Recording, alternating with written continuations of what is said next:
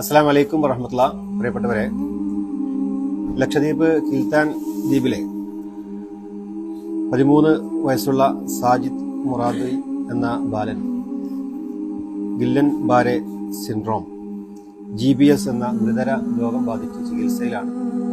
ഏകദേശം 45,000 രൂപ പ്രതിദിനം ചികിത്സയ്ക്ക് വേണ്ടി ചെലവ് പ്രതീക്ഷിക്കുകയാണ്.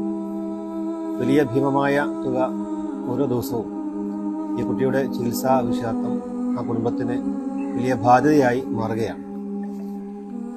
ആ കുട്ടി ഇപ്പോൾ രാജഗിരി ഹോസ്പിറ്റലിലാണ് ചികിത്സയിൽ. ആ കുടുംബത്തിന് ഇത്രയും ഭീമമായ തുക എല്ലാ ദിവസവും അത് സംഘടിപ്പിക്കാൻ സാധിക്കുന്നില്ല എന്ന് നമുക്കറിയാം. പണമുള്ളവർക്ക് പോലും അത് സാധിക്കാത്ത ഒന്നാണ്. അതുകൊണ്ട് ലക്ഷദ്വീപ് ഡെവലപ്മെന്റ് ചാരിറ്റബിൾ ട്രസ്റ്റ് ഈ കുടുംബത്തെ സഹായിക്കുന്നതിന് വേണ്ടി മുന്നോട്ട് വന്നിരിക്കുകയാണ്.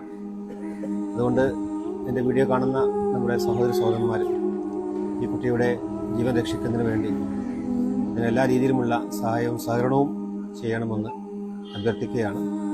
അള്ളാഹു കുട്ടിക്ക് പെട്ടെന്ന് ശിഫ നൽകുമാറാവട്ടെ എന്ന് പ്രാർത്ഥിക്കുന്നു. എല്ലാവരും സഹായിക്കണം. ആ സഹായിക്കുന്നവർക്കൊക്കെ അള്ളാഹു അർഹമായ പ്രതിഫലം നൽകുമാറാവട്ടെ എന്ന് പ്രാർത്ഥിക്കുന്നു. അസ്സലാമു അലൈക്കും.